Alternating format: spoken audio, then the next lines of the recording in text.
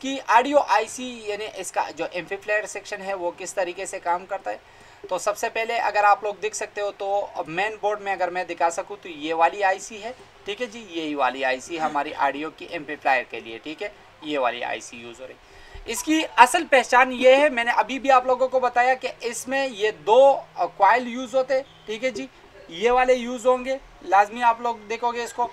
दूसरी बात यह है कि आपको इस सेक्शन में जो कैपेसिटर लगे हुए इसमें से ज़्यादा कैपेसिटर आपको सीरीज़ में मिलेंगे, ठीक है जी, जो कि सीरीज़ कनेक्शन में लगे होंगे। सीरीज़ किसको कहते हैं वो आप लोगों को मैंने क्लास में बताया था कि सीरीज़ किससे क्या होता है और पैरेलल क्या होता है, सबको पता है ना?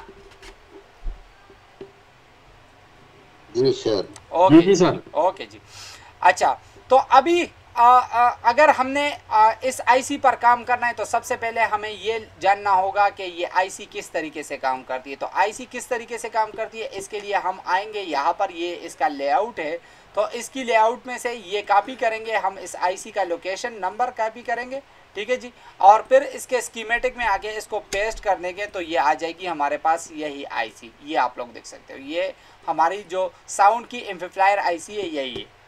ओके, अभी सबसे पहले हमें ये जानना होगा कि ये आईसी किस तरीके से काम करती है। तो जैसा कि मैंने आप लोगों को बताया था कि सबसे पहले हमारी जो साउंड है ये कोडेक आईसी में से निकलती है। किस में से निकलती है? कोडेक आईसी में से बाहर निकलती है। तो कोडेक आईसी में से ये आवाज़, ये साउंड निकल के जो हमारी एम्पलीफायर आईसी है इसको मिलती है, और ये एम्पलीफायर आईसी उसकी आवाज़ को बूस्ट करती है और फिर इसको हम बड़े रिंगर पर सुनते हैं, ठीक है जी।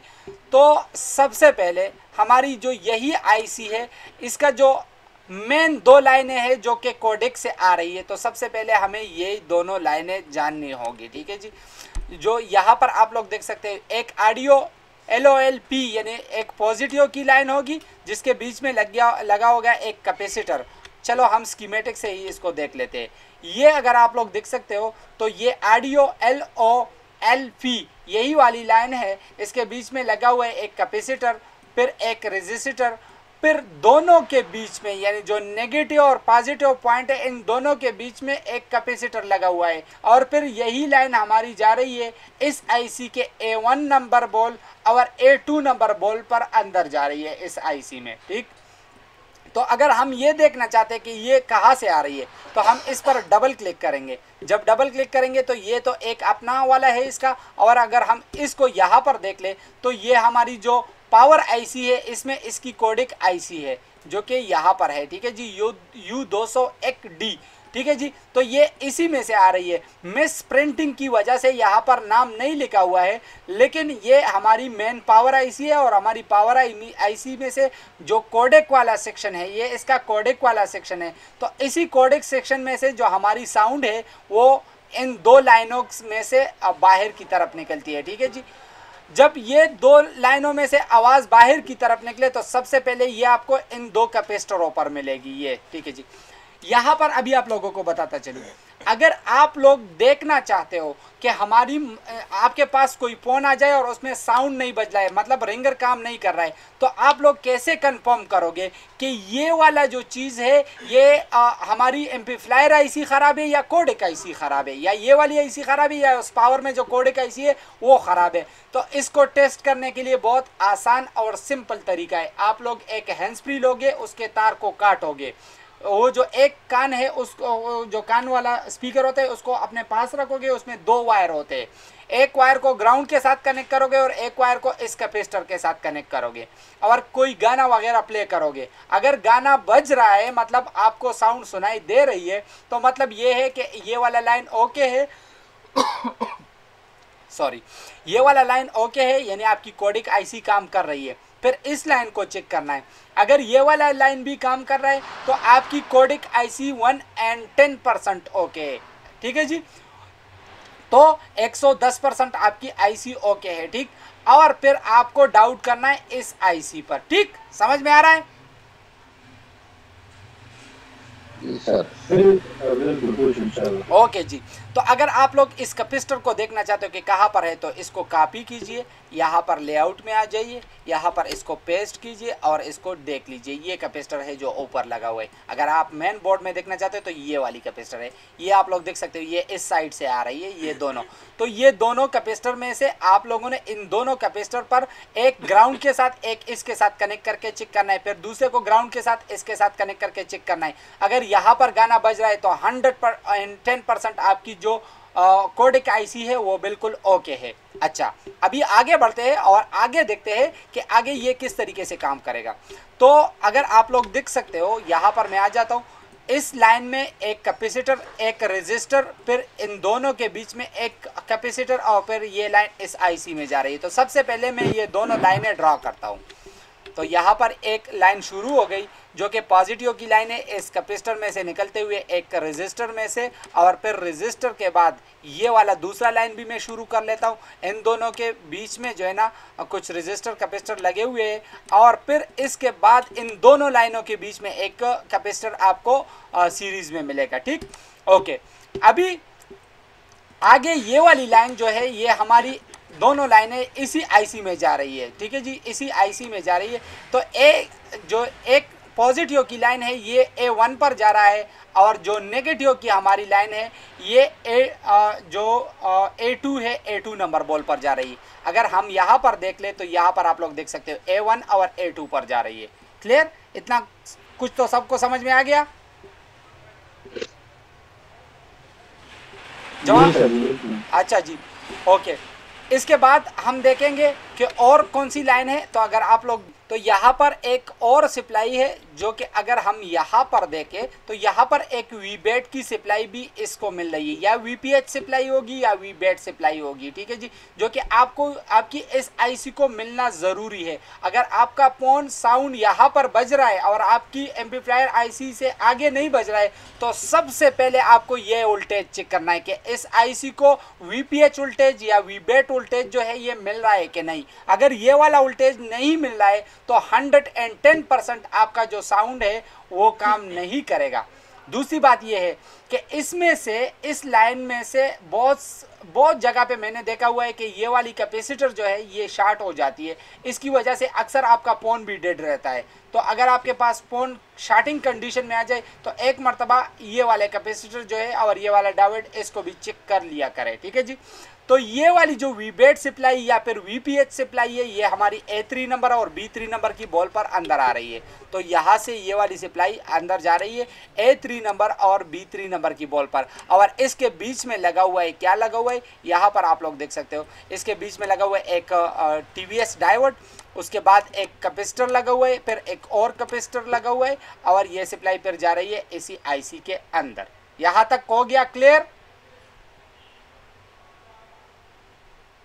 जी सर, क्लियर है। ओके जी।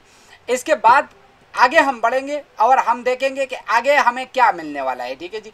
तो अगर आप लोग देख सकते हो तो यहाँ पर आप लोग देख लीजिए, इस लाइन में हमें एक और चीज़ देखने को मिल रहा है। ठीक है जी, क्या मिल रहा है हमें देखने को, ये भी थोड़ा सा आप लोगों को बता लेता हूँ। ठीक है जी। तो ये एक सीपीयू की तरफ से हमें अनेबल सिग्नल मिल रहा है। ठीक है जी। यहाँ पर हम आ जाए तो यहाँ पर आप लोग इसको देख सकते हो, जो सीपीयू की तरफ से हमें एक ऑप्शन सिग्नल मिल रहा है जो कि GPIO की तरफ से मिल रहा है, 151 नंबर लाइन। और ये हमारी एक ऑडियो PA यानी पावर एम्पलीफायर है, हमारी ऑडियो पावर एम्पलीफायर के इनेबल सिग्नल है, इनेबल सिग्नल इसको मिल रहा है। और इसके बीच में रजिस्टर लगा के इसको जो है ना ग्राउंड कर दिया गया, यानी ये वाला जो लाइन है ये फुल डाउन होगा। ठीक है जी, फुल डाउन यानी लॉजिक लो पर काम करेगा। ठीक है जी। और यहाँ पर अभी आप लोग देख सकते हो ये लाइन आ रही है कहाँ से, CPU में से आ रही है। अगर हम यहाँ पर क्लिक करें तो यहाँ पर आप लोग देख सकते हो एक यहाँ है, और अगर दूसरा हम चेक करें तो ये GPU में से आ रही है, जो कि हमारी CPU IC है उसके इस सेक्शन में से आ रही है, जो कि किसके लिए है, हमारे IC को यानी इस IC को इनेबल और डिसेबल करने के लिए है। ठीक है जी। तो हमें ये लाइन भी मिलना ज़रूरी है। अगर ये लाइन कट जाए ना तो आपका फ़ोन जो है वो फिर भी आपका साउंड नहीं बजेगा। और याद रखिए ये कुछ फ़ोनों में नेगेटिव होता है, यानी जैसे कि इसमें जो है ना इसको ग्राउंड कर दिया गया है, हालांकि इसमें आप लोगों को मिलेगा, ये बहुत सारे फ़ोनों में मैंने ये मसला देखा है कि इस लाइन में आपको 1.7 उल्ट मिलता है। अगर ये वाली लाइन ब्रेक हो जाती है, कट जाती है, तो आपका 1.7 उल्ट जब नहीं मिलता तो आपकी ये आईसी काम नहीं करती। तो और ज़्यादातर मैंने देखा है कि ज़्यादातर लोग इस चीज़ से डरते हैं कि ये वाली लाइन कट जाती है तो सोचते हैं कि सीपीयू को कैसे उठाएंगे। तो सीपीयू को उठाने की कहीं से भी कुछ भी ज़रूरत नहीं है, आप लोग इसको बाईपास भी कर सकते हो। सीपीयू को उठाने की बजाय आप लोग 1.7 स्टेबल वोल्टेज देख लीजिए और इस लाइन को दे दीजिए, आपका 1 और 10% ये आईसी बाईपास हो जाएगी और आपका जो है वो क्या होगा, आपकी साउंड जो है ना आईसी काम करना शुरू कर लेगी। ठीक है जी।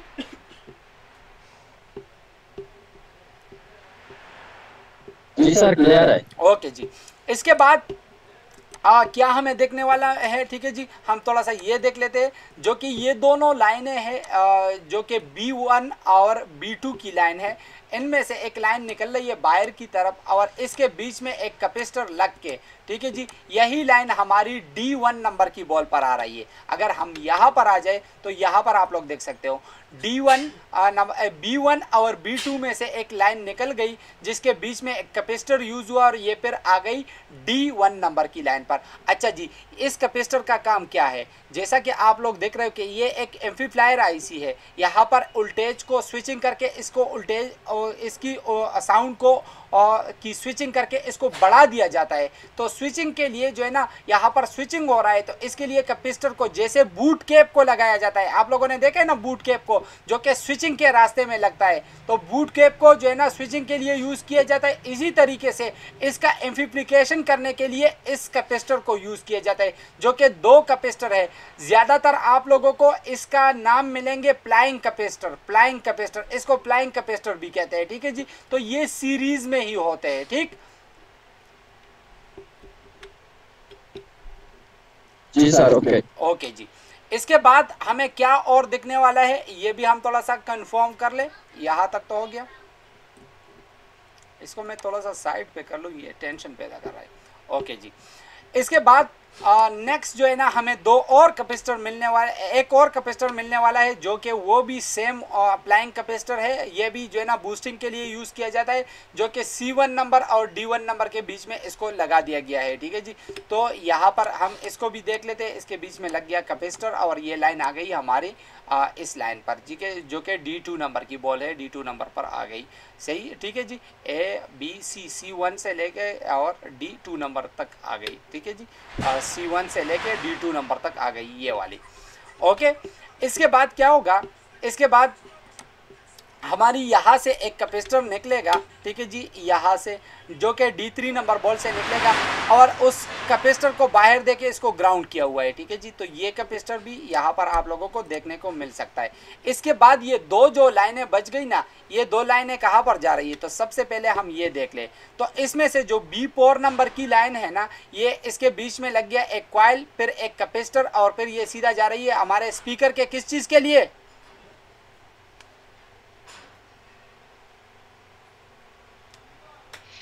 स्पीकर के पॉजिटिव के लिए, यानी रिंगर के पॉजिटिव के लिए। अगर हम इस पर डबल क्लिक करें तो आप लोग देख लो, एक तो ये इधर है और एक ये B2B कनेक्टर में आ रही है, यानी जहां से सब बोर्ड के साथ कनेक्ट होके वहां पे ये रिंगर के साथ कनेक्ट होगी। ठीक,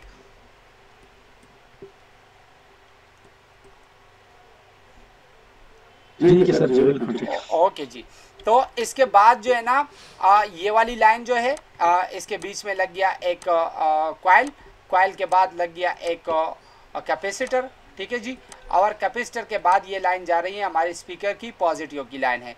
इसी तरीके से हमारी एक दूसरी लाइन है जिसके बीच में लग गया एक कैपेसिटर कॉइल, और कॉइल के बाद ये वाली लाइन के बीच में लग गया एक कैपेसिटर, और कैपेसिटर के बाद ये हमारी जा रही है स्पीकर की नेगेटिव लाइन पर। ठीक है जी, तो इतना कुछ होता है हमारे इस आईसी में। अगर आपकी आईसी फुली कंप्लीट काम नहीं कर रही है तो सबसे पहले आपको वीबेट या वीपीएच वाले वोल्टेजेस चेक करने हैं। आपका मसला इस आईसी में है या फिर कोडिक आईसी में है, इसको अगर आप लोगों ने कंफर्म करना है तो इस कैपेसिटर पर और इस कैपेसिटर पर हैंड्स फ्री वाला पॉइंट यूज़ कीजिए और इस पर जो है ना चेक कीजिए। ठीक है जी, ये तरीक़ाकार भी मैंने आप लोगों को बता दिया। ये वाले कैपेसिटर भी लाजमी है, ठीक, और ये वाला जो कैपेसिटर है ये भी लाजमी है, इसको निकालना नहीं। अच्छा, दूसरा एक चीज़ बता दूं आपको, बहुत सारे लोग इस तरह करते हैं कि इस कॉइल को निकाल लेते, इस कॉइल को डायरेक्ट कर लेते। हाँ, उसका काम तो चल जाता है, लेकिन याद रखिए इन कॉइल को निकालने में से आपकी क्या होती है, एक तो आपकी जो साउंड क्वालिटी है वो ख़राब हो जाती है, उसकी क्वालिटी अच्छी नहीं रहती। दूसरी बात यह है कि ज़्यादातर आपको जो है ना इस कॉइल को निकालने पर, अगर आप लोग इस कॉइल को निकालोगे, इस वाले कॉइल को निकालोगे या इस वाले कॉइल को निकालोगे, तो ज़्यादातर आप लोगों को क्या मिलेगा, आप की जो साउंड क्वालिटी है उसमें कुछ